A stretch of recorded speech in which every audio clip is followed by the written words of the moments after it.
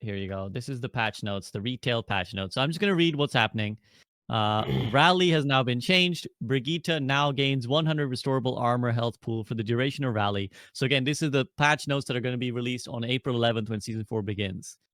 This is what's on the Overwatch forum, so the link is there. You can check it out. Brigitte no longer gradually builds temporary health like her nearby allies. Rally now upgrades her barrier shield, as we've seen the wide peephole brig that you may have seen in Samido's new banner, increasing both its health and size. Barrier health increased from 300 to 750 during the ultimate.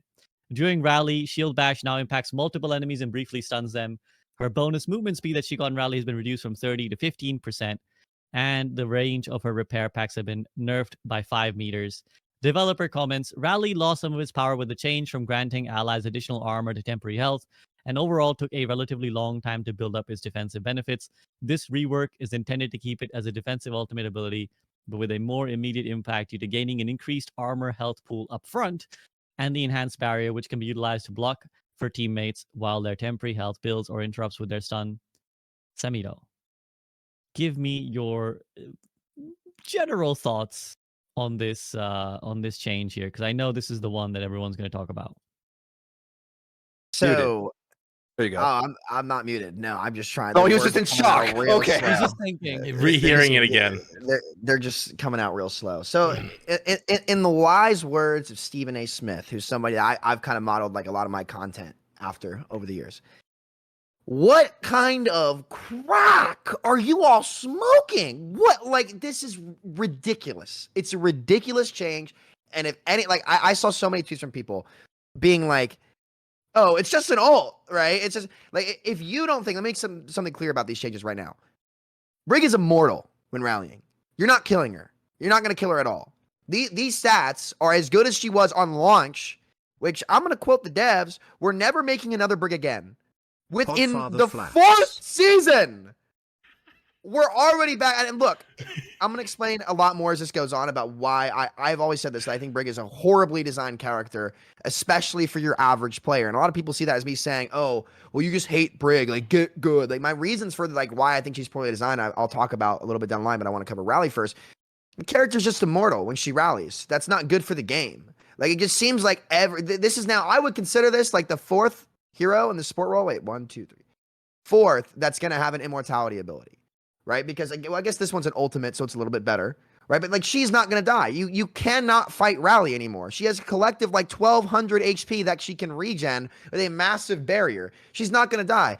So I get, okay, you want to make Rally stronger. Surely there's a better way to do it than this, right? Giving her an AoE stun that I believe, Flats, I mean, I think it was at your clip that it goes through shields again. It goes through Ryan shield like back No, it was Karku had it, but yeah, you can bash shatter again.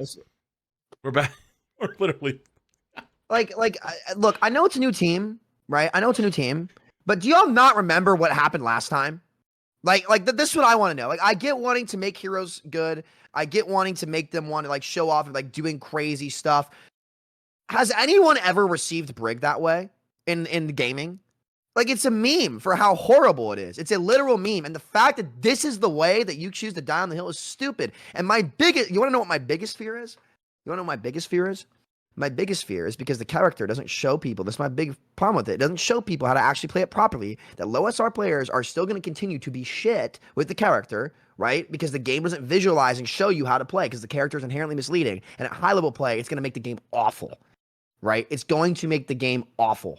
I don't know in what kind of shooter game people like having characters that are unkillable in it. I don't know who likes it. I don't know why they're doubling down on this support design. And it's really concerning. I'm going to call out the design team again, because it's really concerning that so many streamers and so many players who don't play the game anymore even are so vocal about how continuously it seems like invulnerability abilities continuously get added to the support role. That is not why people play shooter games.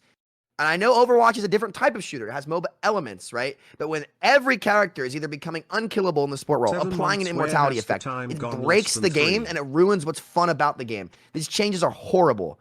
And it's jumping the gun. I really think they should have looked to address the mid-fight visuals for your average player so that you can actually see how... I don't think we're getting good stats on Brig right now.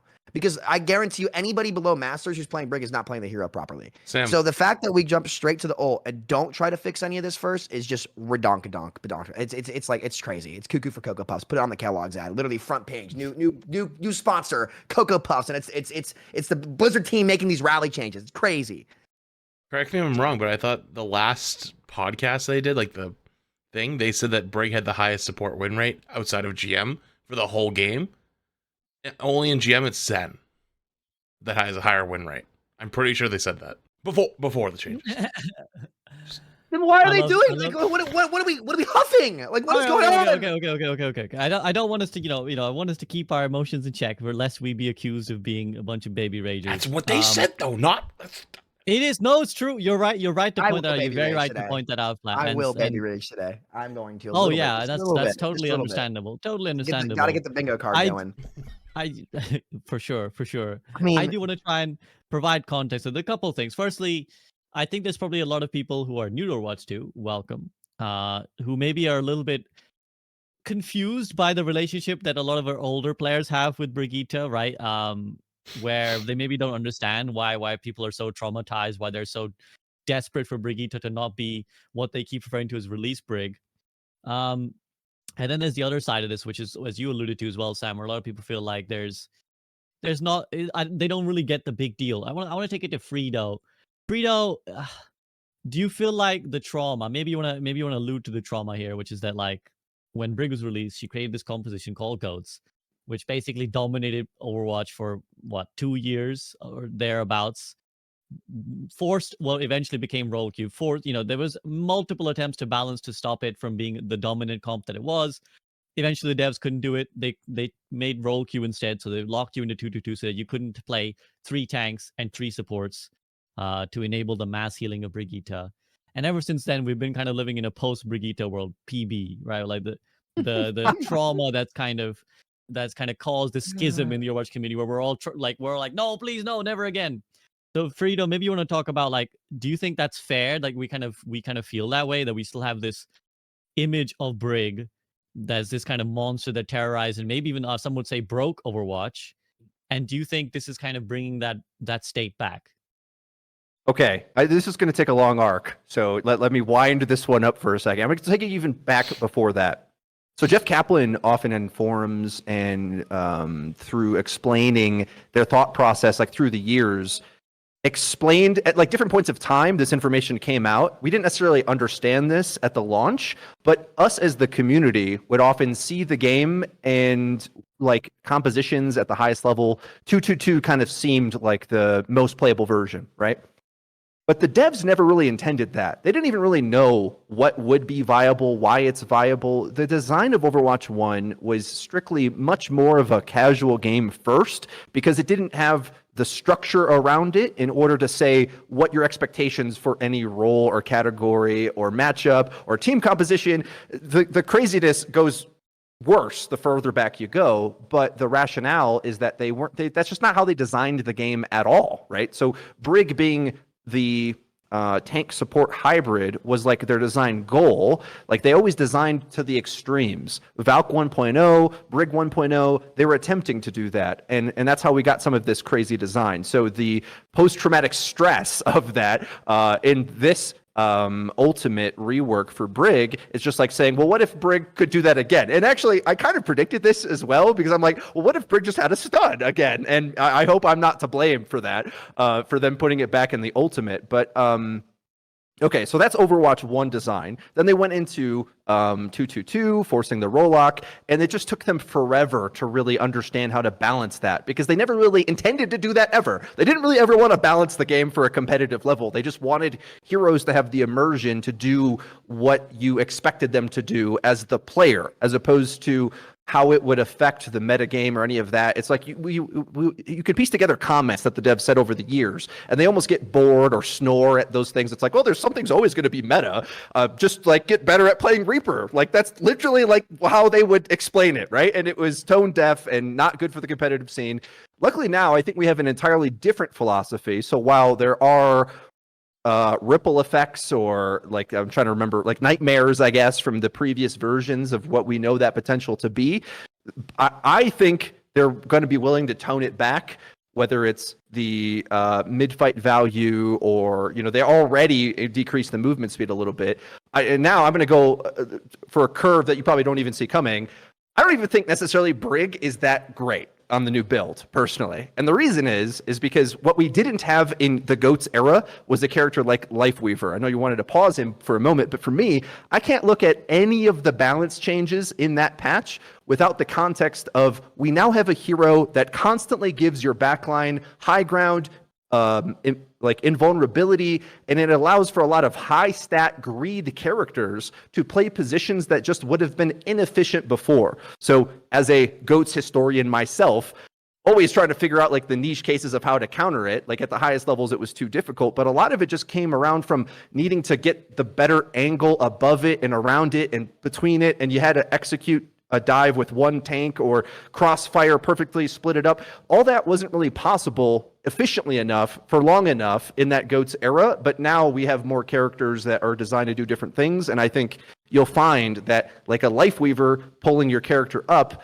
you kind of don't want that to be a Brig. If Lifeweaver is a top pick, which I think he is, playing around a Brig is just kind of low value in comparison to an Ananade or a Zen Discord. Those are way more oppressive to me to be on the high ground always. That's what we have to imagine. It's efficient to have greed characters on the high ground always on this new patch. So this idea that you need to have characters that play down in the brawl always, that's just not how the game's going to be played as far as I can tell and imagine. And it's always going to be map pool depending too. But that's okay. That's my long arc circling back to I think Lifeweaver is very good and Brig looks scary now. And yes, the ultimate is absolutely insane. But I think what's more insane is holding high ground with more valuable characters from range is my guess.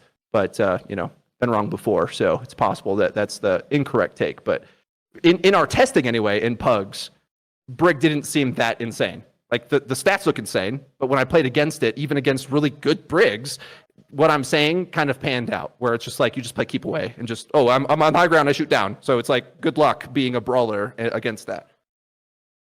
That's a very, very well summarized point there, and I appreciate the GOATS historian for giving us a little journey through the eras. Flats, I kind of saw your eyes light up a little bit where you were like, I don't know about that one, Chief. So where does your grievances lie with that statement about Brig not being so strong? Well, even to the last one of holding high ground, Brig is the king of the high ground. That's what we played Brig Zen for the last 8 months of Overwatch 1 because you just made Zen a fortress, and now Brig will just make everyone a fortress. And the one thing she was not that good at was if you got on her, you could run her down, which is why I was really surprised that they said RUIN Brig was a good comp, because inherently when RUIN is good, Brig is not good, and when Brig is good, RUIN isn't good. They're actually not mirror images, but almost reflections of opposites of enabling different types of comps, which is why I was I don't know about that one, Chief. But yeah, basically what Brig is going to do is just enable everyone, and then even if you get on her now, you now can't kill her. That was the one thing that made Brig not that good now, is you could punish her if you were on her, because don't forget, they buffed Whip Shot going into Overwatch 2. They buffed shield damage. It's back at 50. They buffed how far you go with a shield bash. So not only can she escape and evade you, but if you actually do get on her, what good Brigs are going to do is if you start to pressure her down, they're going to pop their rally, and they're going to get an instant 100 armor burst immediately. Not 100 healing, 100 armor burst, and an ultra-wide monitor shield that will still do 50 damage on the bash, and stun you, and they'll still have the whip shot, and the procs inspire, and it still gives the green healing to all the teammates. It's not like that's gone. They still get the overhealth. Just you don't get overhealth. You trade overhealth for armor, which is way better. So it's Rally was still already a decent ultimate to take space. Okay, pop Rally, walk in, walk in, walk in. Now it's pop Rally, and now I walk in, and I'm not scared of anything either. It's it just cranks it up to 11. It's hilarious, like Sam said. They literally went back and said, we will never do another Brig, and here it is.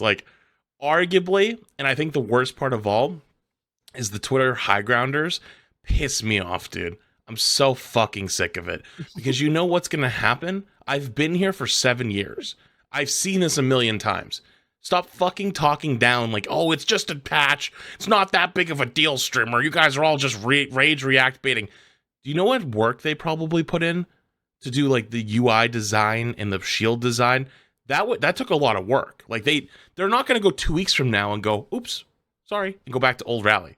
They're going to make it work. They're going to maybe tone down how often you can use Bash in the Rally. They're going to tone down the damage. They're going to tone down the range. Maybe the HP. Maybe they'll make it so you can only stun one enemy at a time. We're going to go back to 19 nerfs in a row where it still can't kill her. Now, I'd show you a clip. I'm not sure if it's DMCA or not, but there's a very famous Dragon Ball abridged Frieza clip where it's like, if I'm truly that bad, God strike me down now, and a lightning bolt hits him. It's like, give it your best shot next time, asshole. And it's like they just put Brig over him, and it's fucking perfect. It's so perfect. It's 19 nerfs. Boom. It's like, give it your A game next time. And it's like, that's where we're going again, where it might take weeks or months to get to the point where we don't have to deal with it again. It's gonna just be the same fucking cycle. And the worst part of all is I think Sam is spot on, is they don't know the history, or because it's a new team. They weren't here. Want a great example of that? Let me link you a little something. I'll put it into Discord chat for you. You can show your end, I'll show my end. But there's a great example of, it's just a different team. They were not all on the same page. They, for better or for worse, Ash, yeah, might know what's up. The Ash change that came into this patch back in 2019, they quote unquote fixed a bug where Ash wasn't gaining ultimate charge when Bomb existed, and now the patch that's coming out fixed a bug that allowed Ash to gain ultimate charge where Bob is active. How are you going to call the same thing? How are you going to call changes that have been in the game and that you once called a bug is still a bug now? It's like there's just little things like that. Because it's a new team, they don't remember all these things. I bet there's a lot of people on the team that don't actually remember the history of Brig and what she did to the game, and probably think it's fine. And it's like, yeah, it's not going to be a big deal. It's only in Rally. She's only going to have 2 bashes every couple minutes. Like, it's not that bad, right? Right? Wins. Right? Can I add on to this a little bit? Yeah. Yes. Or may I? want to Sorry, give wrong. Frito a chance first, though, just because in cases of rebuttal, I don't want necessarily just a full pile on the Brig. Frito, do you have any kind of... Well, of course, Flats, just, the way the Brig Rhine thing, as Flats described it, he's completely right on that. The Brig protecting Zen thing, completely right on that. I think the only thing you guys are underestimating is how much better Lifeweaver is at all of that. Protecting Zen can jump down off the high ground, go get a one tap, and get pulled back to the high ground. I think we're not used to having a world where any of these like low ground comps that take time to rotate to the high ground, all of a sudden now you instantly have support that puts you up there, and now you have it. Like just the time alone it takes to take the map control that we're talking about. It's like, oh, well, Brig Zen can hold the high ground. They're really great at that. It's like, yeah, well, Lifeweaver does that, and then he gets you there instantly. And you get pushed off, you get up instantly again, over and over and over and over again. Like the potential teamwork, potential and value you can get from just continuously getting back up there is so insane to me that I don't. No amount of Brig stats on the ground scare me, because I played a ton of the pugs, and I will say like the pug players behind the scenes have a bit of mixed skill sets, but there's a lot of killers in there. Like there's ML and Aspen and a lot of masters level players as well. There's lower level players too that get into the pugs, so that can kind of offshoot the results. But I don't think I'm misreading it here. I think like oftentimes Brig is just off doing nothing, and like for her to go in and put herself on the line, she looks like a joke on the low ground a lot of the time. That's how I felt testing it. Like the skill ceiling of what you can do when you do have the ult is obviously insane. But when everything's away from you, this idea of like, well, now you can go stun the Cassidy's high noon. Well, Cassidy's on the pedal, so you better go get on the pedal. And if you either get up yourself by playing something that's vertical, or you're playing Lifeweaver comps yourself. That's how good I think he is. It's all based on that, obviously. Like if I'm wrong and Lifeweaver's really bad and his stats aren't good enough, then everything I said is going to fall apart. But I really think everything you expect Brig to do, Lifeweaver just does better and gets you to the high ground faster. And yeah. I want to talk about a couple things first. One, Flats, it wasn't 19 nerfs, it was 26. Okay, get it right for Brig. Come on, buddy. Two, Frito, you're talking a lot about Gotta get meta. updated. Sorry. Yeah, you're good. I haven't really gotten to the meta discussion yet as to how viable I think the character is going to be, because the reality is right now, Brig is indirectly bad because of how strong Ramaktra is and Ramaktra Rush on a lot of these maps, which I actually think, like people are talking about RUIN Rush with Lifeweaver, I think it would be Ram Rush, because Lifeweaver doesn't have the stats that BAP does, but Ram has the block that would suit into the comp. So I agree with you. I think Lifeweaver is good, but I haven't really gotten to the meta discussion yet, which I will get into in a second.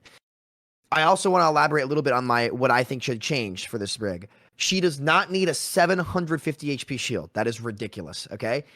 I think a lot of these changes are actually, like, decent if the shield is 300. I'm okay with the bigger barrier. AoE stun's a little bit questionable.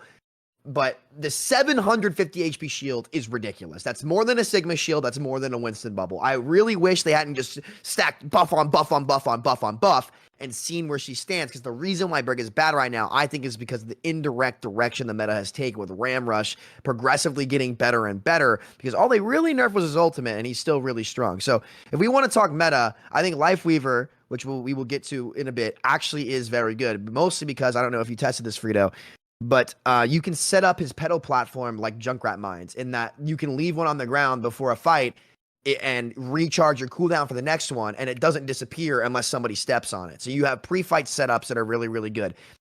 It'll catch dive well because they're 400 HP. So you go up, they dive you, here's another one on the ground. That's 800 HP collectively on top of his shift and a couple other things that he probably can be used to kite very well. As for the Brig in the meta, I think there are absolutely maps where Brig is going to get played. I think she's getting played a little bit in scrims right now. Especially these honor nerfs, which to tank, which sleep nerf to only tanks, I think is a little inconsistent, but I'm willing to try it out. I think it's too soon to tell where the meta is going to go, but I still think it's going to be very heavy Ram Rush comps, and Ram absolutely dumpsters Brigitte in the mid fight. So it's tough to say where the meta is. My biggest fear with all of this is that this just becomes senseless power creep, that the reason why Brig isn't as good in pro play right now is not because the hero is bad, but because everything else is just better, especially with just one tank. That tank matchup completely determines whether or not Brig is good or not. And right now, the tank matchup doesn't favor her. So if we go down this endless path of buffing the wazoo out of specifically supports again in this game, it is going to be detrimental to the game's health long term. And I guarantee you, as Flat said, we're going to end up stuck with some of these senseless buffs that the hero does not need forever, because we think that but it's crazy. I want to say it's because the devs think the hero's bad, but what Flat said, I remember them saying this now, she has one of the highest win rates, which is, again, they pay a lot of attention to it. So I don't understand where this is coming from and why. I would love to. Was there anything? I missed the talk with ML yesterday. I saw some of the memes about them calling supports healers or something, or Jay saying something. I thought that was funny. But was there any what was the direct? Yeah, they did. Yeah, I think I can answer your question as well. Well, remember the launch of the game. What was the narrative around supports? And go back to many, many podcasts ago. I wasn't necessarily the one saying this, and I know you guys are definitely against it, but supports didn't feel impactful. So they've been working on this rally rework, like outside of the meta. Like they're not thinking about meta necessarily, I don't think, but they wanted these support characters to have these big play moments to be able to defend themselves. And Alec Dawson even said specifically in that chat with ML7 that they want supports to be more scrappy in Overwatch 2. Because in Overwatch 1, and now this is me translating that, I think, it was a little bit more about playing around your tanks and having synergy, and then a support would be like a free kill if left out. Whereas now, because it's 5v5, supports are left to fend for themselves a bit more, so you're seeing a lot more, either they have an escape or they have extra cooldowns, or like imagine for me, BAP's like my favorite support, but the regenerative extra burst health on half health targets. If that was in 2-2-2 in Overwatch 1, insane, because his AoE heals were already insane, right? Like so it's things like that. Like he can self-heal himself, or Curie's running away, and now Moira can fade during Cole. It's like they're trying to make supports have these big plays, and I think to some degree, you're either going to like that philosophy or not. And so I can't really disagree with someone having different taste. I like having OP supports to play personally. So I like being able to do ridiculous things as support. What I don't like so much is DPS heroes that are more supportive and easy to play, but maybe that's a separate conversation. So I get annoyed with the Mei and Sombra and Symmetra and all that. So I get excited when the support category, who has less damage typically, has abilities like Lifeweaver does, or it kind of has some cooldowns to use. I would prefer more Genji out of the damage category, and supports to be more like they use their cooldowns and abilities. That's how I like to see the game, and I think that's the direction it's going. So I think I answered your question, right? Like they want Brig to be fun. It's not necessarily about like the meta or getting her to fit and win more and all that. It's like she lost a lot of the fun factor of the character, and now at least what fun factor? Maybe the multi-stun or the so being able to like stun a Reaper ult, for example, is what they said. It's like you can pop the ult and hit a stun. Does Brig ever had a fun factor other than being a power trip character? She was kind of fun in GOATs after you committed. As a power trip character, though, right? Yeah, as a It was. Yeah, no. What do you mean by a power trip character? Flats? You literally can dominate anybody in a 1v1. Literally, like you were not afraid of anyone. You could be Neek, the 2200 Brig player who got to 4400 and fuck up Dante on Tracer. Nick, that was his name. You know, by the way, shout out to Nick, that guy. If you did not know this, Flats, he not only was he a 2200 player, the reason he was playing on a laptop in his bed because he broke his back in a construction accident. So he was playing in his bed, laying down. He can walk now. He can walk now. Shout out to Nick. You ever see this, buddy? I know this because I asked him. I was joking with him about Brig tips. He told me his story. So yeah, he was literally playing with like a textbut as his mouse pad with a broken back, laying down in bed. And one last thing I wanted to say before we move on. Sorry to interrupt, but I just didn't want to forget. Like Sam brought up like how Ramatra kind of runs over Brig, and even Ryan to that degree because he can pierce through the shield, and with the buffs that Ram got. I don't think some of these changes are necessarily like power creeping support as much as giving the supports the rework they might have had if the devs had longer time to rework all the classes, because support had no changes right at launch, and then now over time Zen's got a kick and Brig's got this ridiculous transforming ult and even more ults better. And I think the reason I'm not scared of GOATs coming back is just like I think the high ground's so powerful, but also there's more tank picks. Like if Junker Queen existed in Overwatch 1, would like that be a GOAT's counter? Like could you have played her as one of those one tanks? I don't know what if there's no cleanse, right? Like pre-cleanse. I'm just giving an example, right? Like Ram being able to cleave, or well GOAT's comp eventually did fall, right? Anchor. It's mainly just mechanics questions. The point is there's multiple mechanics in the game that are going to stop you from playing a pure, other than what we have now. I mean, we already have like a death ball meta, kind of. Like I don't see that getting worse. Like I don't think it's possible for it to get stronger than it's been recently. Here's why it's worse. My issue is not with GOATs. My issue is, again, and Brig made GOATs. The reason GOATs exist was because of Brig. My issue is with fair play, and then a hero that requires much less, Brig, right? Way less, especially mechanics, is now immortal. Like my issue isn't with the bash. Like I'm okay with her being like, when I talked about a Brig rework, my issue was always with Inspire. I didn't necessarily mind the bash because that was one of the few things you had to be proactive with Brig's kit with that actually gave burst impact. I think it's fine that she can bash one target while in rally. I don't really have a huge issue with that, right? My issue is with the stats. It's the stats, right? Like if she had the bigger shield and it was 300 health, that shield would also be easier to hit. So the Brig player still had to be smart about when to shield and when not to, and you could still get a big bash off if you need it. You can cover more angles for yourself. My problem is that the shield is better than two of the tank's shields, and the stats are so high, she's unkillable. That's not good game design, right? Look, compare that ult to Dragon Blade.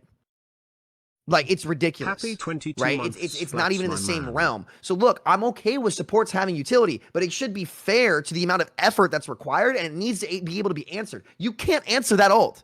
Your best bet is to just disengage, and that's not good game design. That's tic-tac-toe. That's checkers. That's the checkers that we always complained about in Overwatch 1. So I agree with where you're coming from, Frito, and I don't have an issue with that. My issue is with the numbers. Those numbers are ridiculous. That is literal tank health pool. It cannot come to life. It's terrible. There was one phrase that really caught my ear was what Alex said that, I think ML was like, well, what are you kind of hoping for with this rally change? And he said, well, when your tank dies, you can be the tank. And I think that was like a really telling statement to me, because I think if we look at some of the recent support changes, I do think we're looking at a slight hangover from season 1, basically, right? We're looking at a slight hangover from season 1 when nobody's playing support. And I think the devs probably looked at that and they thought, we need to do something here because this is a this is a holistic problem, right? It's the same problem that we had in Overwatch 1 with tanks, where it's like we could never convince people to play tank, and eventually that kills the game. And I think they looked at that season, they thought, okay, if we can never convince people to play support, we're gonna have a problem. Yeah. And so over the multiple seasons, we've seen that slowly creep up. Lucio players are crying somewhere where they're like, where's our turn? Where's our turn? But I think if I look at the Mercy changes as well, because we'll get to talking about all of those. I personally am often confused by the Mercy changes when they talk about wanting her to be a triage healer, but it's that same idea of like creating supports who can handle everything for themselves, essentially, right? I think that's what they're trying to do, because tanks and DPS are kind of already there. As a tank, obviously you're now just the only tank, so you handle shit for yourself. As a DPS, you generally have a lot of autonomy to go and get kills. I know Sam is raising his eyebrows because there's the Go nuance ahead. of I'll that say you take. finish. You finish. No, there's the nuance of that take. But again, you can always lock Hanzo, you can always lock Widow, you can always kill 3 people, and you've got that power. I think what supports have often said is, well, my tank is feeding, what do I do? My other support is dead, what do I do? If I'm Mercy, I can't carry the burden of needing to heal my entire team. And I guess similarly for Brig, it's like, if my tank feeds, what do I do? And I think the devs are like, well, here's what you do. You become the tank. So I think that stylistic philosophy is like, we're trying to create supports in a way that they can have like the power to change the game. Because I think for supports as well, they've been frustrated by saying, yeah, okay, we might have some powerful cooldowns, but like at best we save other people. We don't win the fight. You guys get to win the fight. So the frustration is we don't get to have that moment. It's flats. I'm gonna lose my fucking marbles though, because the tools are there. You just don't know how to turn your brain on and use them. I literally had played a game yesterday where I was like 27-0 on first point fucking whatever the New York map is, and every fight, you know what I would do? Every fight, I'd let them walk up, I'd bait the bash and shift, 3, 2, 1, Ramatra, boom, we hold W and everybody dies. Everybody falls over, easy, because their Bastion was stupid and just kept wasting his shift at the beginning of the fight. You know what happened? On the last fight, they swapped Zen. And I said, hey guys, I'll see y'all back in spawn. They finally went Zen. They learned how to beat this. And Karki goes, no, Flats, you're not going to die. You're going to be fine. I died that fight. We won, but I literally sprinted at their Zen full speed. I killed him, but guess what? I died with it, because you know what he can do? He puts a little orb on the top of your head, and all of a sudden you take 25% more damage from every single person. And if you get too close, he kicks you away. And he also has extremely high DPS, and he has an orb that you just put on somebody and leave it there, and you don't even have to think about it. And it has probably one of the highest DPS in the game, higher than a lot of even the DPS characters. The support characters, I'm sorry, is the most babied role of anybody. I was with it, because even back in beta 2, beta 1 even, everyone didn't want to play support. Why did nobody want to play support during the first and second betas of Overwatch? Because there was nothing new. It was the same game you played for the last 4 years. That doesn't mean there's anything broken or wrong with the role. Beta 1 there was, because of the DPS passive. Beta 2 they got rid of the DPS passive, so you didn't have to worry about the really fast DPS anymore. But there was nothing new. There was not a reason. There wasn't anything like cool. Like you got the kick, and then everyone enjoyed the kick for like a week. Like, that doesn't mean anything's wrong with it though. Like, I wouldn't say any of the supports needed reworks going into Overwatch 2. Even even Doomfist, Doomfist was like the only character I think that really needed a big rework. I'm not even sure if Orisa even needed a rework. It made her more fun, but like now Orisa's just permanently in this spot where she's either going to be dog or dominant. And it's like, otherwise, like maybe like an anti-Roadhog character. Like that's probably the other like, maybe niche for her. That character's kind of gone, and good. I hated that character, so personally, I don't give a shit. But it's like, there's so many things though. It's like you want to give them all these powers, but like, I can tell you right now, healing is already really strong. Healing is strong as shit. You think what? Like one support can't carry a fight? Yes, they can. Like, and if you get a first pick on support, that doesn't mean shit. Like, it is way more impactful to get a first pick on a DPS or a tank than it is on a support. That support can easily carry the rest of the fight, even if it's like a Zen. A good Zen, put an orb on somebody that, needs it, probably the tank, and then puts Discord orb on their tank. If your tank plays smart and plays slow enough, you're probably still going to win that. Like, it's crazy to me. It's actually crazy to me that it's like people can look at that and go, they need even more stuff. And it's like, I understand making one fun, But like once it steps over the boundary of ruining everyone else's fun, you've gone too far. And the Brig changes are a great example. We talked about Lifeweaver. Sure, we can talk about Lifeweaver. Lifeweaver, it looks like it's going to be a really hard character to play fully, like being able to switch between his healing and his DPS and stuff like that. But the major parts are going to be the flower. 100%. What happens if you pressure him out on Tracer? Zoop, just goes and sits in the air for a bit. Let's play Mario. Like, yeah, like I saw Fitzy on the dev stream one was about to kill SK and he just throws it, whoop, just goes up in the air and sits there. And Fitzy sat there shooting by himself on Mei, took like 5 icicles and finally broke. SK starts falling, dashes away, gone. Like literally gone. Like you know, like, oh, you spent the last 4.5 seconds trying to break the platform? Yeah, good luck, dude. You haven't done anything in the fight for the last 7 seconds because you just sat up on the platform. The tree literally won them the game because Yeetle got stuck in the tree. Eva split the tree on him and he got sucked into it and couldn't move for 15 seconds because it's 1,000 HP and couldn't move. He was literally one with the fucking tree. So it's like, yeah, and then let's not even talk about the lifesteal. The lifesteal is going to be insane. But like what Brig already does is Brig is so good at being a passive do nothing support. You can literally AFK on Brig as long as you keep the Inspire uptime, you're doing tons of shit. That's how you play Brig. It's a passive, boring character that now doesn't have a weakness. Like, that's the problem. And, like, as Sam was saying, it's like the meta doesn't favor Brig. Not even totally true. Even, like, ranked, Ball Zen Brig is actually really good. Actually, you know, Ryan's getting hard nerfed. I actually see way less Ryan than I did at the beginning of the season. I was one of the few people that said, I didn't think Ryan was actually that good. I think that Ram was still better and Ball was better. Yeah, and guess what? Ram now just come out as better. Yeah, it's like I don't even see Ryan that much in ranked anymore. I don't even like. I see Ram and I see Ball, but we're nerfing Sigma because he's too balanced. That character, I feel like Sigma was the best balanced tank in the game, like by far. Like there's so many things that are wrong here. Hey, Flat said a lot there. Do you want to rebut, or can I add on to that first? Your call. Yeah, you I want to add on. Actually, can I quickly? I want to inspect a statement that Flats made because I think that people will look at that and they'll say that perhaps there's a contradiction there, which is that you said, well, if you pick, essentially you implied that the support, if you pick a support first, it's the least impactful, right? You said if you pick an enemy support off first from the fight, the other support can still carry less so than a DPS and a tank. Could that not be what support players will look at that and they'll say, well, exactly, Flats, our power in the fight is the least of the 3 roles. Like what you're telling us, you can pick up the slack. What do you mean? It's the opposite. Yeah, it's the opposite. Okay. Flats, you're right, but in my opinion, killing a support first is the most important pick, and here's why. And this goes with your first statement. I look at like team comps and setups, kind of like PEMDAS, right? You guys remember PEMDAS, like how you like the order of operations for how you do math, right? SVB, you said that DPS you can always pick Hanzo and Widow and Tracer and just pop off his DPS. That's not true.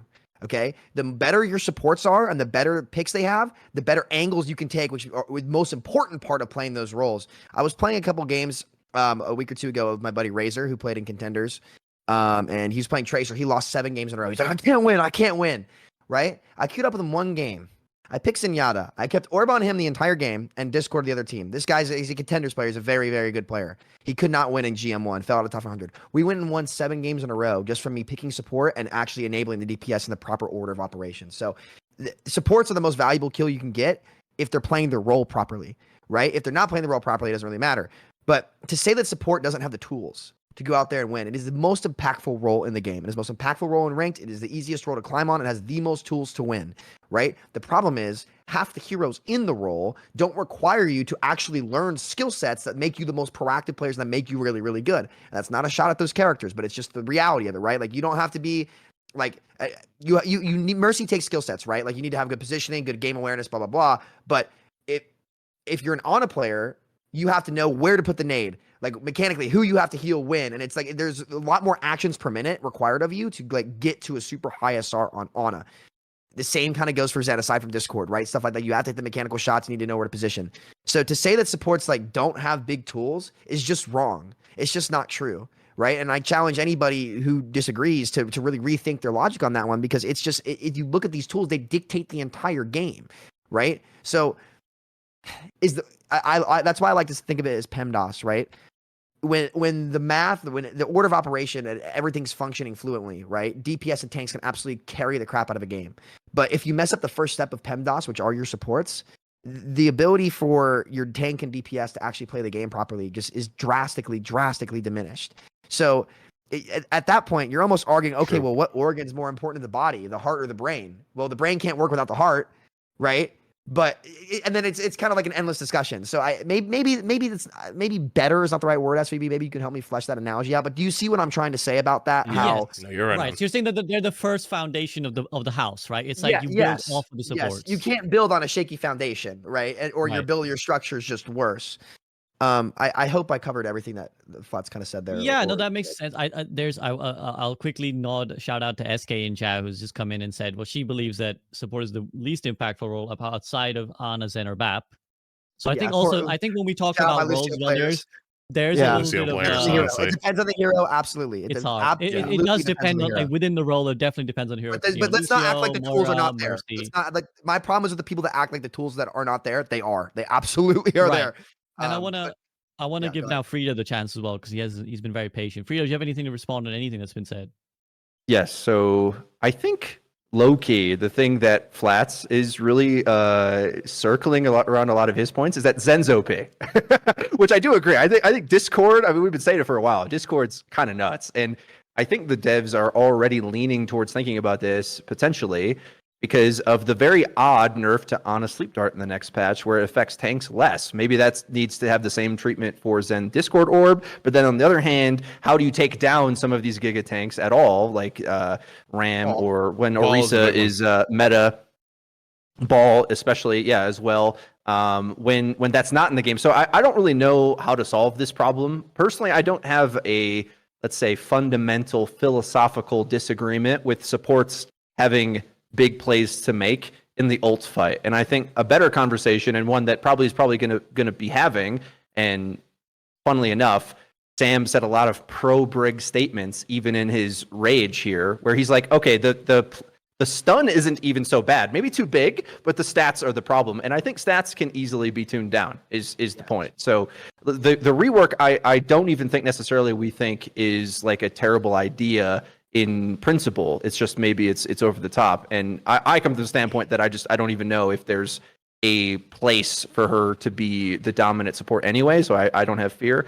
I think a lot of this conversation just comes from the gap between expectations of the devs. I think are just trying to make the role more fun. It's not about necessarily power, because I'm with you on the power, like when Lucio was like the only good support, I was living my dream. I loved it. I just play Lucio all day, every day. And your role's about speeding the team around and just focus firing, right? And playing like fundamentals. But turns out a lot of the player base, they want fun buttons to press, because that's the only place that the, let's say, MMO crowd from Blizzard, I used to almost insultingly call Overwatch 1 Call of Duty for World of Warcraft players, because it's like Blizzard made a shooter game that would appeal to those that want to like throw abilities at the boss. And that's where we got a lot of the RPG team comp builder strategy, quote unquote, in the game. And well, 5v5, more shooter, we lost a lot of that, but they just didn't really have time to put it back in the one role that I always said was going to have it. And it just, that continues to be the trend, where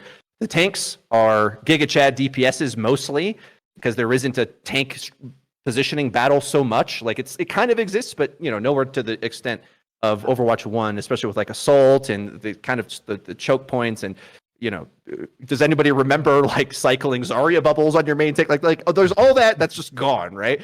Now we have characters that are coming out that kind of do that, or at least they need to step up to kind of add that layer of RPG complexity. And the only place it can go, in my opinion, is support. So it's just, none of this surprises me, I guess, is my point. But I think they have a little bit of like balancing concerns coming up.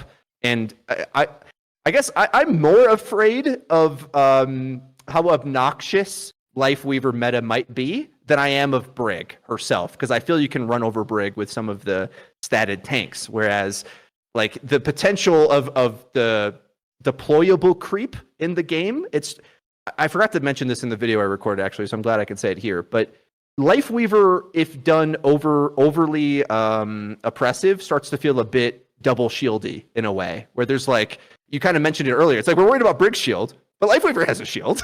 It's the pedal. He hides on the pedal, right? And that's like extra stats. And then he's got a thing, and then you combine that with the other deployables that exist in the game that are already good, like May, for example. Then you got a wall and a tree and a pedal and a thing and a pull and a boom, and you're like, gaming. it's all repositioning. Then all of a sudden we are just playing a MOBA game, and it's like 2 MOBA for than I even wanted necessarily. So I'm a little more afraid of that personally. Yeah. Do we know real quick? Does Ram ult get its does Ram ult against the tree like stay up? Does the tether from Ram ult still attach and count as a player when it's on the tree? I believe it's players only, if I'm not mistaken. Yeah, I don't think it. So like I mean, Bob, yes. Walls and tree, no. I don't think. Okay. I could be Yeah, wrong. I though. don't think it. I wasn't sure. I mean, it's interesting because we're kind of alluding to here, like the sort of again. I think it all comes down to that stylistic vision of the devs of like what they see the roles as, and I think they've kind of fumbling is a bit of a mean word, but fumbling their way towards trying to find this where they're like, oh well, initially it was like, well, tanks are the only role that will have CC, but then they're like kind of reneging on that a little bit. They're like, well, maybe we'll give Brig her bash back, and then we buffed Ana sleep dart a little bit. Oh, now we nerfed it. They're trying to like find their way to that answer, and then they had this one shot discussion, right, where they're like, okay, well, who gets to have a one shot? Hog, we don't really want Hog to have one shot. Oh, we're taking one shot away from Sigma too because we don't really like how that works. So it's like they're kind of fumbling their way to this vision, and it's like where tanks have CC and sustain, DPS have one shots and like this kind of burst damage, but then it's such a big role that you also have like your Summers and your Maze in there, which is like it doesn't write the stylistic vision is maybe harder there, which is why the role passive is so hard there. And then supports are like this big impact cooldowns, big impact ultimates. And I'm kind of curious because a lot of people will kind of attack us and other content creators for being like just purely negative or shitting on one role or the other. I wanna kind of ask Flats, what's your kind of ideal vision? Because you've spoken a little bit about like sports being babied or being a lot of value, and you don't think people are understanding how to actually get the value. It's not that there isn't value; they don't understand it. What's like your ideal version of what a support should be? Like, do you have like a picture in mind? Like this character at this time was what I would see as like a very well balanced support, or like just stylistically, do you have like a thing of like I think support should do this? I don't know if you want me to point at like a certain time, I would point to like old Ana. Like every time I get a good Ana meta, like an Ana with like an Ana Lucio meta, that's always a good time, right? Like you don't have the bullshit AoE healing where everyone just stands on top of each other and nobody dies. They have to pick their targets. They have impactful things with the nade and the sleep dart. Nano boost is an enabling ultimate to go forward, whether it was Nano Dragon Blade or nanoing a tank or something like that. Like there was a lot of enabling of characters, but they had to still make the plays on them. You didn't get to do everything yourself. That's kind of changed a little bit with time. Ana now can threaten out Tracer with 2 shots, no longer 3 shots, which is, that's very minuscule, but it's a good example of how things have started to creep their way up over time. Zenyatta needed really heavy support, whether it was Mercy back in Old Dive, and Old Dive, you would just trade Zens. Like, the whole point was everybody sat up to go kill the Zen. Like, when you played Zen in Old Dive, you knew who was coming. Like, the whole squad was coming for your ass. But good Zens would, 1, stay alive really long or not die, or 2, always took 1 or 2 people with them and, or really chunked tanks. As that evolved into the end of Overwatch 1, it became Fortress Zen, where Brig was able to keep Zen alive for so long that you couldn't even threaten him anymore. And actually, what Sam was saying before about PEMDAS is definitely true, but in my own philosophy, in ranked, I've changed my philosophy. I don't actually target supports first anymore. It's not possible to kill them half the time, because if you have 2 supports that turn and just start pocketing each other, there's literally no chance. Actually, yesterday I was 600 HP on RUIN, sleeping in front of an Ana who had no abilities, and I woke up and started swinging, and I lost to a Kiriko Ana, and I hit every swing. They were able to keep each other alive. Between Suzu, the heal, the shots, the nade comes back online, then they get extra healing. Like, I literally just died. I was like, that is unbelievable. I didn't miss a single swing. I almost built a shatter off of the 2 of them. I was like, that is incredible. I know it's a 2v1. Yeah, but Reinhardt is the dominant up close tank with arguably some of the highest up close DPS in the game. Still lost. And it's wild. It's actually wild at this point. Tools are there. Where you'll definitely be able to kill supports, DPS more. And I think that's why Mercy meta felt so impressive with Sojourn. Yes, Sojourn was insane, but like you couldn't kill the Sojourn half the time. Like she could do whatever she wanted. She could jump up on high ground. She could do really stupid stuff. And the Mercy would always be there to bail them out with either healing or to enable shots faster. Like they wouldn't have to charge the railgun all the way up. They could charge it to like 60%, 70%, and then go for the headshot and easily just take people out. And it was really, really frustrating. And that's why a lot of people wanted damage boost removed. But it's like, it's all these crazy enabling things, which is fine. I'm cool with enabling abilities and whatnot. But once they have no weaknesses, and that's one of my big problems with Zen, is Zen's big problem was you could just jump on him with Winston, Ball, Diva, whatever, and he was screwed. Towards the end of Overwatch 1, Brig kind of made it was a little bit harder, but, like, hey, it's still somewhat doable, hard. And then the kick got introduced. So that's kind of not really there. You have to kind of poke them down more. So what is my ideal for supports? I would say they have to have one strong niche that they're good at. And then that's it. Like, that's what they're good at. Because that is what the tank role is now. And everyone complains about tanks. Tanks OP. Dude, every game of fucking tank is rock, paper, scissors. I swap like 7 times a game now. Like, it's insane. Like, it's actually insane. Every game, I will play Diva, Ball, Winston, Ryan, Ramatra, Sigma. Like, every game, without fail. I'm constantly rotating my way through because their DPS swap, like, they'll go Sombra, Mei. If I'm on Ball, they'll go Sombra. If they go Mei, if I'm on Ryan. Or their backline will go Brig Zen if I'm on Ball. Or their tank will go, oh, hey, he's on Ryan. Yeah, we'll go Ball and go behind him. Or we'll go Ramatra and just start kind of like playing a little bit slower and just like punch him out. You know what I mean? Like, I have to play the rock, paper, scissors game all day long. Support players don't. You just pick whatever character.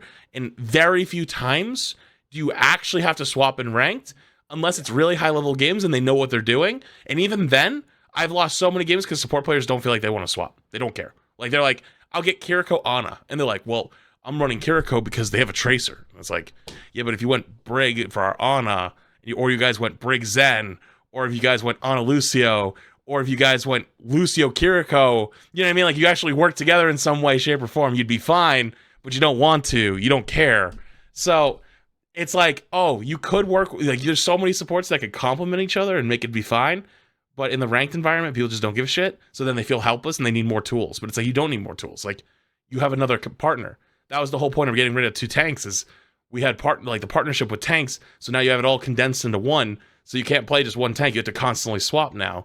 So like, why does support get to have everything at all times? Like, Brig's one weakness was you run her down, like you guys said with Ramatra Ryan. But now, yeah, you probably still can, but Brig just stays further away anyways. So it's like, Ryan I don't know. can't. Ryan, there's no way Ryan can't anymore. You don't get Ryan there. Can't anymore. Ram might be able to because of his block, but Ryan will. I mean, yeah, Ryan's dead this season, to be fair. So yeah, but